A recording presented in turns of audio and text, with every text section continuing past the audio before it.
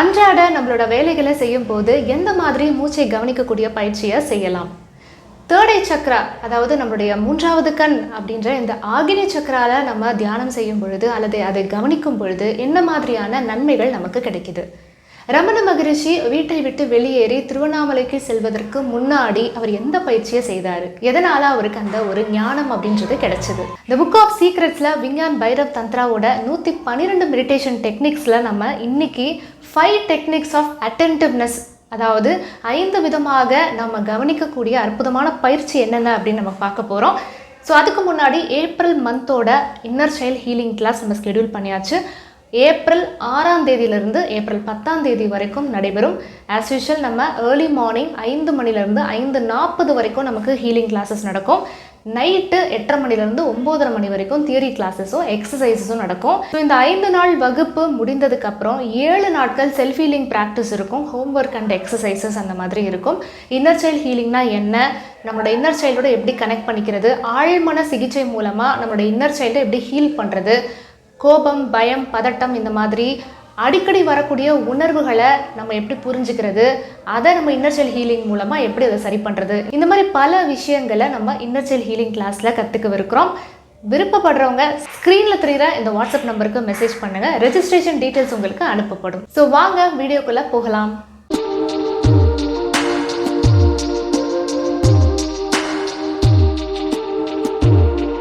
Vigyan Bhairav தந்த்ராவுடைய 112 meditation டெக்னிக்ஸில் இன்றைக்கி நம்ம 5 வகையான அட்டென்டிவ்னஸ், கவனிக்கக்கூடிய ஒரு பயிற்சியை தான் நம்ம பார்க்க போகிறோம்.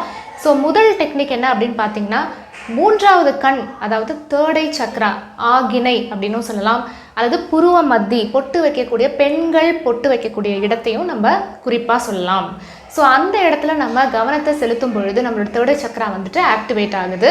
இதை திபெத்தில் வாழக்கூடிய மக்கள் இதை அவங்களுடைய மூன்றாவது கண்ணாகவே நினச்சிக்கிறாங்களாம். அதை சிவ நேத்ரா அப்படின்ற ஒரு வார்த்தையிலையும் குறிப்பிடுறாங்க. எல்லா மனிதர்களுக்குமே அந்த இடத்துல கண்ணுக்கு தெரியாத ஒரு சூட்சமமான ஒரு கண் இருக்குது. அது எல்லாருக்குமே இருந்தாலும் அது ஃபங்க்ஷன் ஆகாமல் அப்படியே முடங்கி கிடக்குது.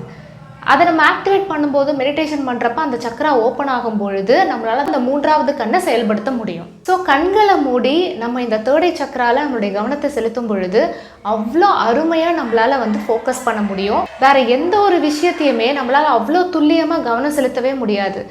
நம்ம தேர்ட் ஐ சென்டரில் மட்டும்தான் நம்ம எவ்வளோ கவனத்தை கொடுக்குறோமோ அந்தளவுக்கு அது அட்டென்ஷனை ஈர்த்துக்கிட்டே இருக்கும். இன்னும் என்ன கவனி, இன்னும் ரொம்ப நல்லா இருக்குது, இன்னும் என்ன பார்த்துக்கிட்டே இரு அப்படின்ற மாதிரி இந்த தேர்ட் ஐ சென்டர் அப்சார்ப் பண்ணிகிட்டே இருக்கும். அது ஒரு மேக்னெட்டிக் அப்சார்ப்ஷன் மாதிரி.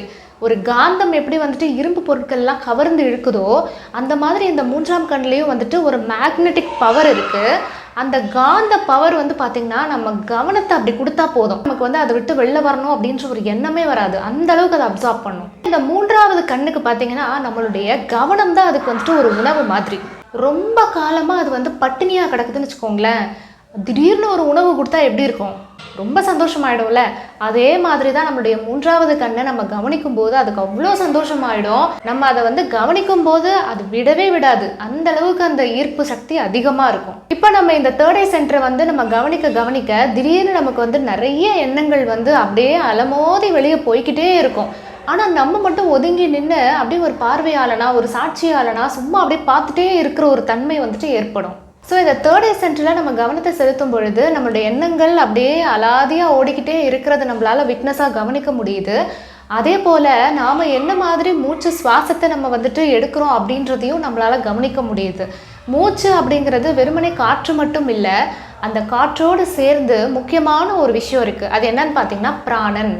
ஸோ இந்த பிராணம் அப்படின்ற ஒரு விஷயம் தான் நம்மளுடைய காற்றுலேருந்து நம்ம உரியப்பட்டு அது நம்மளுடைய உடலுக்கு ஒரு வைட்டாலிட்டி, ஒரு உயிர்த்தன்மையை கொடுக்குது. அப்போ இந்த காற்றை நம்ம சுவாசிக்கிறது நம்ம எப்படி எடுத்துக்கணும் அப்படின்னா, இது ஒரு பாத்திரம் மாதிரி. காற்று அப்படிங்கிறது ஒரு கண்டெய்னர்.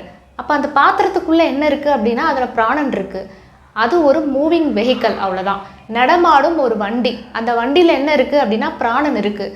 அப்போ காற்றில் நமக்கு நிறைய கேஸஸ் இருக்குது. அதை தாண்டி கண்ணுக்கு தெரியாத சூட்சமமான ரொம்ப சட்டிலான ஒரு பிராண சக்தி அங்கே இருக்குது. தேர்ட் ஐ சென்டரில் நம்ம கவனத்தை செலுத்தும் பொழுது நம்ம சுவாசிக்கக்கூடிய அந்த காற்றில் இருக்கக்கூடிய பிராணனில் நம்மளுடைய கவனம் குவிய ஆரம்பிக்கும். ஸோ இந்த பயிற்சி நம்ம தொடர்ந்து செய்யும் பொழுது இந்த தேர்ட் ஐ சென்டரில் ஆக்ன சக்கரால நம்ம கவனத்தை குவிக்கும் பொழுது நம்மளுடைய எண்ணங்கள் எல்லாமே வந்துட்டு ஏதோ ஒரு மேகங்கள் போல் அப்படியே வந்து மிதந்து போகிற மாதிரி, எனக்கும் அதுக்கும் சம்மந்தம் இல்லை அப்படின்ற ஒரு பிரிவினை உண்டாகும், ஒரு கேப் உண்டாகும்.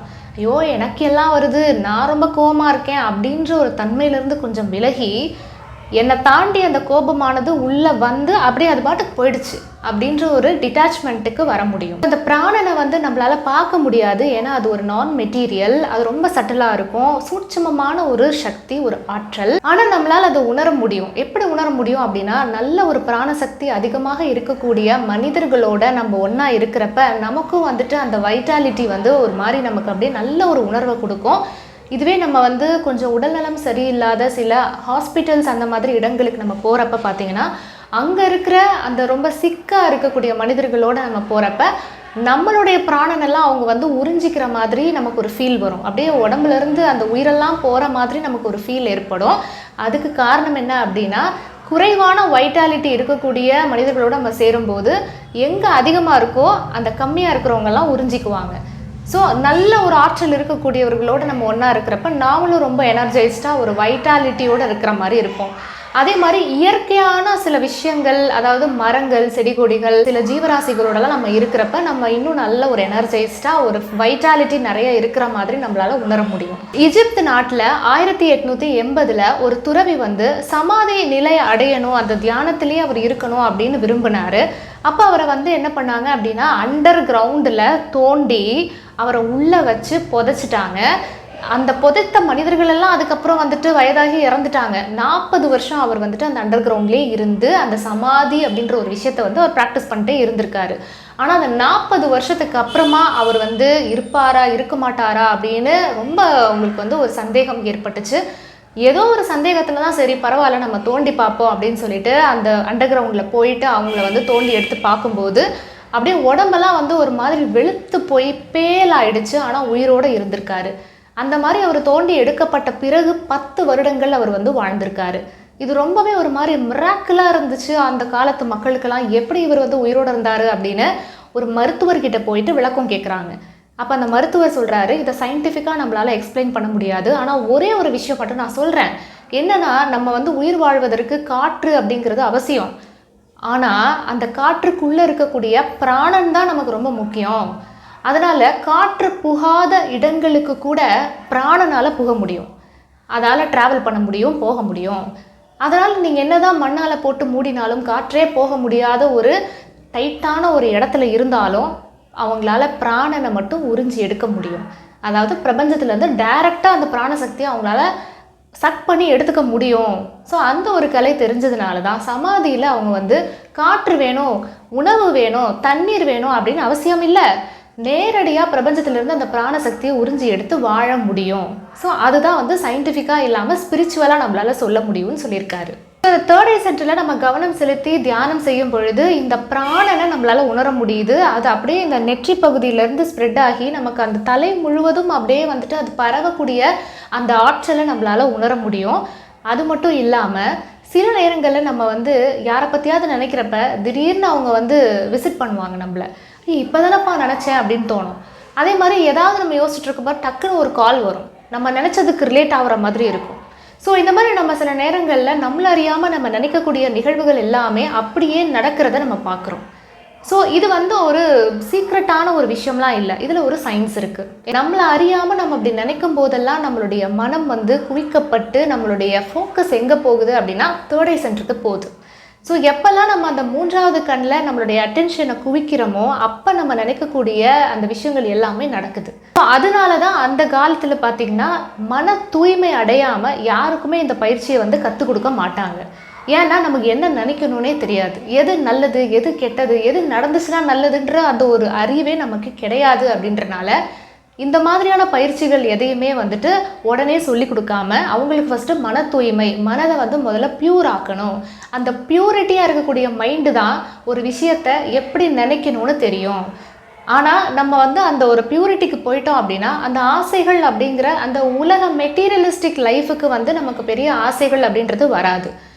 ஆனால் நம்ம எப்பயோ ரொம்ப ரேராக ஒரு விஷயம் நம்ம நினைக்கிறோம் அப்படின்னா அது டக்குன்னு நடந்துடும். பழங்காலத்துக்கு முன்னாடி இந்த மாதிரி சீடர்களுக்கெல்லாம் வந்து இப்படிப்பட்ட பயிற்சிகளை கொடுக்கறதுக்கு முன்னாடி அவங்களுக்கு வந்து ஃபாஸ்டிங் இருக்க வைப்பாங்க, மெடிடேஷன், ப்ரீத்திங் எக்ஸசைஸ், இந்த மாதிரி சின்ன சின்ன பயிற்சிகளாக கொடுத்து அவங்கள பக்குவப்படுத்தி மைண்டை வந்து நல்லா அவங்கள பியூரிட்டிக்கு கொண்டு வந்து அதுக்கப்புறம் தான் இந்த தேர்ட் ஐ சென்டரை ஆக்டிவேட் பண்ணுறதுக்கு அவங்க சொல்லிக் கொடுப்பாங்க. அதில் பார்த்தீங்கன்னா இந்த பீனியல் சுரப்பி, பிட்யூட்டரி சுரப்பி இதெல்லாமே உங்களுக்கு வந்துட்டு ஆக்டிவேட் ஆகும் பொழுது கவனத்தை குளிக்கும் போது இந்த தாட்ஸ் எல்லாமே ரியாலிட்டிக்கு மாறதை பார்க்க முடியுது. நம்ம மைண்டு வந்து ரொம்ப இம்பியூராக இருந்துச்சு அப்படின்னா நினைக்கிற எல்லாமே நடந்துருச்சுன்னா ஆபத்து. ஏன்னா நமக்கு என்ன வேணும் எது நல்லதுன்னு தெரியாது. நம்ம நினச்சிப்போம் இது நடந்துச்சுன்னா நல்லது, எனக்கு கண்டிப்பாக இது வேணும் அப்படின்னு. ஆனால் அது நடந்துச்சுன்னா அங்கே ஆபத்து காத்துக்கிட்டு இருக்கு, அங்கே ஒரு பிரச்சனை இருக்குது அப்படின்றதுனால தான் இயற்கை நம்மளை அதை தடுத்து வச்சுட்டு இருந்திருக்கு. ஆனால் நாம் என்ன பண்ணுறோம், இல்லை எனக்கு அதுதான் வேணும் அப்படின்னு தானாக குழிக்குள்ளே போய் விழுந்துடுறோம். அதனால தான் இந்த மன தூய்மை அப்படின்ற ஒரு விஷயத்துக்கு வந்து இம்பார்ட்டன்ஸ் கொடுத்துருக்காங்க. ஸோ முதல் டெக்னிக் என்ன அப்படின்னு பார்த்தீங்கன்னா தேர்ட் ஐ சென்டரில் கவனத்தை செலுத்துவது. ஸோ அடுத்த ரெண்டாவது டெக்னிக், நம்ம அன்றாட வேலைகள் செய்துக்கிட்டு இருக்கும்போதே இந்த பயிற்சியை செய்யலாம். நார்மலாக நம்ம சில ஆக்டிவிட்டீஸ்லாம் பண்ணிகிட்டு இருக்கும்போது 2 மூச்சுக்கு நடுவில் இருக்கிற கேப்பை கவனிக்கணும். ஒரு மூச்சை நம்ம உள்ளே இழுக்கிறோம், இழுத்ததுக்கப்புறம் ஒரு கேப்பு, மறுபடியும் மூச்சை வெளிவிடுறோம், வெளிவிட்டதுக்கப்புறம் ஒரு கேப்பு. ஸோ ஒரு மூச்சுக்கு அப்புறமும் ஒரு கேப் இருக்கும். அந்த கேப்பை மட்டும் தனியாக இல்லை, ஏதாவது ஒரு வேலை பார்த்துக்கிட்டே கவனிக்கணும். ஸோ இதை பண்ணுறதுனால நமக்கு என்ன நன்மை அப்படின்னு பார்த்தீங்கன்னா, நம்ம பார்க்குற எல்லாமே வந்துட்டு ஒரு ட்ராமா, ஒரு ஆக்டர்ஸ் தான், சும்மா நடிகர்கள் நடிகைகள்லாம் அப்படியே நம்மளை சுற்றி நடிச்சிட்ருக்காங்க. அவங்களுடைய கதாபாத்திரங்களை வந்து ரொம்ப சிறப்பாக நடிச்சிட்ருக்காங்க அப்படின்ற ஒரு புரிதல் ஏற்படும். ஸோ உலகமே வந்துட்டு ஒரு மாயை, அது வந்து ஒரு ஸ்க்ரீன் பிளே மாதிரி. அந்த நாடக மேடையில் எல்லாருமே தன்னுடைய அந்த ரோலை வந்து சூப்பராக பண்ணிகிட்ருக்காங்க. அந்த மாதிரி நாமளும் நமக்கு கொடுக்கப்பட்ட அந்த ரோலை வந்து சிறப்பாக செஞ்சிடணும் அப்படின்ற ஒரு டிட்டாச்மெண்ட் நமக்கு ஏற்படும். இதுக்கு பேர் தான் பார்த்தீங்கன்னா சைக்கோ ட்ராமா. எல்லாமே நம்மளை சுற்றி நடந்துகிட்ருக்கோம், ஆனால் எதுக்குள்ளேயுமே நம்ம போக மாட்டோம். ஓகே, இதெல்லாம் நான் வந்து ஜஸ்ட் ஒரு ப்ளே பண்ணிகிட்ருக்கேன், என்னுடைய ரோல் இது அப்படின்ற மாதிரி நாம் விலகி நிற்கும் போது எதுவுமே நம்மளை டச் பண்ணாது, அன்டச்சாக இருப்போம். எதுவுமே நம்மளை கோவப்படுத்தாது, டென்ஷன் ஆக்காது. ஸோ எல்லாத்துலேருந்தும் நம்ம விலகி நிற்கும் போது நம்ம எதுனாலையும் பாதிக்கப்படாத ஒரு மனிதனாக மாற முடியும். அடுத்தது மூன்றாவது டெக்னிக், நம்மளுடைய தேர்ட் ஐ சென்டரில் நம்ம கவனத்தை செலுத்தும் போது நம்ம மூச்சு காற்றில் இருக்கக்கூடிய பிராணனை நம்ம உணர்றோம். அந்த பிராண சக்தி நம்மளுடைய அந்த தேர்ட் ஐ சென்டர்லேருந்து அப்படியே கொஞ்சம் கொஞ்சமாக அது எக்ஸ்பேண்ட் ஆகி நம்மளுடைய கபாலம் வரைக்கும் போய் துரியம் அப்படின்னு சொல்லக்கூடிய அந்த பீனியல், பிட்யூட்ரி இதெல்லாம் அப்படியே டச் ஆகி அந்த பிராணன் அப்படியே வந்துட்டு ஒரு ஷவரில் குளிச்சா மாதிரி அப்படியே கீழே இறங்கி நம்ம இதய மையம் வரைக்கும் ஃபில் ஆகும். ஸோ அந்த ப்ராசஸை பண்ணுறது தான் இந்த தேர்ட் டெக்னிக். இந்த மாதிரி நம்ம பண்ணும்போது பார்த்திங்கன்னா நம்மளுடைய அன்றாட வேலைகளில் கூட நம்ம மூச்சில் இருக்கக்கூடிய பிராணனை எப்போவும் நம்மளால் உணர்ந்துக்கிட்டே இருக்க முடியும். நம்ம மூச்சை காற்று உள்ளிழுக்கும் போது நமக்கு அந்த பிராணன் வந்து அந்த கண்டெய்னரில் இருக்குது, அது உள்ளே போகுது. வெளியில் வரும்போது அந்த கண்டெய்னர் வந்து எம்டியாக தான் வெளியில் போகுது, அங்கே பிராணன் இல்லை. இந்த மாதிரி வந்து உள்ள பிராணன் வர்றதும் அது வெளியில் போகும்போது எம்டியாக போகிறதும் அதை வந்து நம்மளால் ஃபீல் பண்ண முடியும். ஸோ அடுத்த 4வது டெக்னிக், இது ரொம்ப ரொம்ப சுவாரஸ்யமான ஒரு டெக்னிக்குன்னு சொல்லலாம். அதாவது எந்த பயிற்சி பண்ணாலும் என்ன பண்ணாலும் சரி, ஒரு தெய்வத்தன்மையோடு பண்ணுறது, ஒரு பக்தியோடு பண்ணுறது. அதாவது நமக்கு வந்து ஒரு கிருஷ்ணராக இருக்கட்டும், ஜீசஸ் கிரைஸ்டாக இருக்கட்டும், முகமது நபிகளாக இருக்கட்டும், இவங்க மேலெலாம் நமக்கு வந்துட்டு ஒரு பக்தி வருதுல்ல, அவங்க மேலே எப்படி நமக்கு பக்தி வருதோ அந்த மாதிரி இந்த பயிற்சியில் நம்ம மேலே நமக்கு பக்தி வரணும். நம்ம மேலே நமக்கு வந்துட்டு ஒரு தெய்வத்தன்மையோடு உணரக்கூடிய பக்தி வரணும். ஸோ இந்த பயிற்சியை எப்படி பண்ணுறது அப்படின்னு பார்த்தீங்கன்னா, நீங்கள் எந்த வேலை வேணாலும் செய்யலாம். ஆனால் நீங்கள் செய்யலை, உங்களுக்குள்ளே இருக்கக்கூடிய தெய்வீக சக்தி இருக்கு இல்லையா, அவங்க தான் எல்லாமே பண்ணுறாங்க. அப்போ நீங்கள் எப்படி நினச்சி ஒரு விஷயத்தையும் பண்ணணும். இப்போ நீங்கள் சாப்பிட்றீங்க அப்படின்னா நீங்கள் சாப்பிடல, உங்களுக்குள்ளே இருக்கக்கூடிய தெய்வீக சக்திக்கு நீங்கள் உணவளிக்கிறீங்க. அப்போ எந்த மாதிரி ஒரு உணவை நம்ம கொடுப்போம். அதே மாதிரி நம்ம சும்மா சாதாரணமாக நடந்து போயிட்டுருக்கோம், நம்ம ஏதோ ஒரு வேலை பார்க்குறோம், நீங்கள் பார்க்கல, உங்களுக்குள்ளே இருக்கக்கூடிய அந்த டிவைன், அந்த தெய்வீக சக்தி தான் எல்லாத்தையும் பண்ணுறாங்க. அப்போ என்ன மாதிரி ஒரு நல்ல விஷயத்த நம்ம பண்ணுவோம். ஸோ இது வந்து பார்த்திங்கன்னா நம்ம மேலே நாமளே வந்து ஒரு பக்தியோட, ஒரு அன்போட, கருணையோட செய்யக்கூடிய ஒரு பயிற்சி. ரொம்ப சுவாரஸ்யமாக இருக்கும். இதை நீங்கள் முயற்சி செய்து பார்த்தீங்கன்னா நிறைய அடிக்ஷன்லேருந்து வெளில வர முடியும். பல காலமாக நீங்கள் வந்து ஏதோ ஒரு ஹேபிட் அதை என்னால் விடவே முடியல அப்படின்னா இந்த ஒரு பயிற்சி நிச்சயமாக உங்களை மாற்றும். அடுத்த 5வது டெக்னிக், ரமண மகரிஷி செய்த அற்புதமான ஒரு பயிற்சி. திருவண்ணாமலைக்கு அவர் வந்து வீட்டிலருந்து எல்லாத்தையும் துறந்துட்டு ஒன்றும் இல்லாமல் சரணாகதி அடைஞ்சு அப்படியே வந்து அண்ணாமலையாரே கதி அப்படின்னு சொல்லிட்டு திருவண்ணாமலை போய் சரணாகதி அடைகிறாரு. அவர் அங்கே போகிறதுக்கு முன்னாடி அந்த வீட்டில் அவர் என்ன பயிற்சி செய்தார் அப்படின்னு பார்த்தீங்கன்னா, அப்படியே ஒரு நாள் நைட் வந்து படுக்கிறாரு. படுத்துட்டு கால் கை எதுவுமே அசையலை, அப்படியே கண் இமைகள் கூட வந்துட்டு அசைக்காம ஒரு பிணம் போல படுத்திருந்தார். தன்னை வந்து ஒரு உயிரற்ற ஒரு நபர் போல அப்படி நினச்சிட்டு உயிரே போயிட்டது மாதிரி ஒரு பிணம் மாதிரி படுத்திருந்தார். எல்லாமே அப்படியே வந்து அசைவில்லாமல் அப்படியே ஸ்டில்னஸ்க்கு போயிடுது, கம்ப்ளீட்டாக எல்லாமே ஸ்டாப் ஆகிடுது. ஸோ அந்த மாதிரி ஒரு தருணத்தில் அவருக்கு வந்து திடீர்னு அப்படியே வந்து எல்லாமே ஸ்டாப் ஆகிட்டு ஏதோ ஒன்று மட்டும் எல்லாத்தையும் அப்படி கவனிச்சிட்ருக்கு. அதை அவரால் உணர முடியுது. அதாவது இறந்து போன ஒரு உடல் மாதிரி இருக்குது, ஆனால் அதை எல்லாமே ஏதோ ஒன்று கவனிச்சிட்ருக்கு அப்படின்றத பார்க்கும்போது அவருக்கு அந்த ஞானம் அப்படின்றது கிடைக்கிது. ஸோ அடுத்த நாள் தான் அவர் வந்துட்டு அந்த ஒரு பிணம் போல் படுத்திருந்ததுலேருந்து எந்திரிக்கிறாரு. அதுக்கப்புறம் தான் நினைவு வருது. ஆனால் அவர் பழைய நபர் போல் இல்லை. இப்போது உலக வாழ்க்கையை துறந்துட்டு அந்த வீட்டை விட்டு வெளியேறி திருவண்ணாமலைக்கு அடைக்கலம் ஆகிறாரு. இப்போ இந்த மாதிரி ஒரு பயிற்சி செய்கிறதுனால எல்லாருக்குமே சடனாக ஒரு மாற்றம் வருமா அப்படின்னா வராது.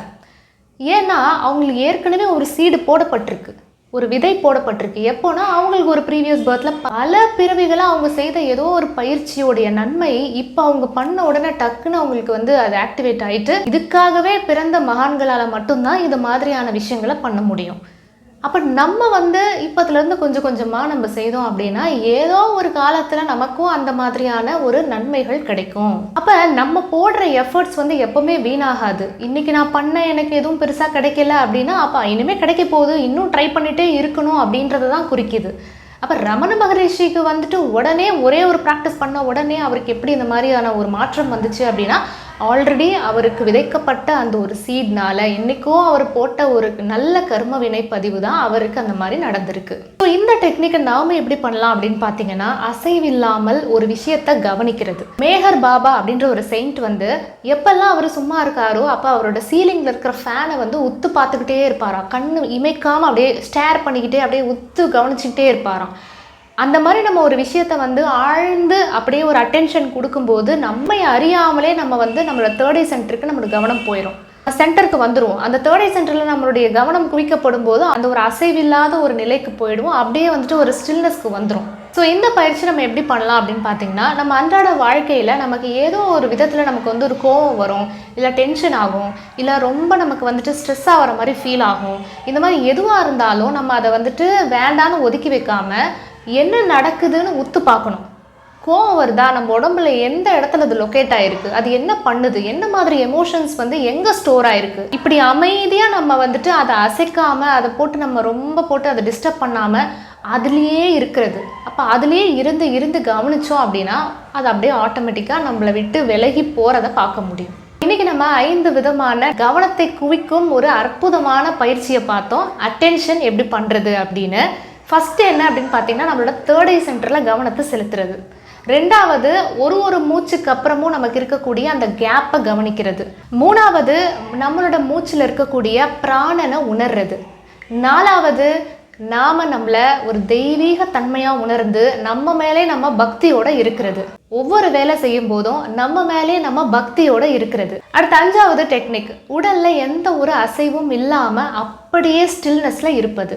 விஞ்ஞான் பைரவ் தந்திரால 112 மெடிடேஷன் டெக்னிக்ஸில் இன்றைக்கி நம்ம வந்து 5 விதமான அட்டென்ஷன் எப்படியெல்லாம் நம்ம கவனிக்கிறது அப்படிங்கிறத பார்த்தோம்.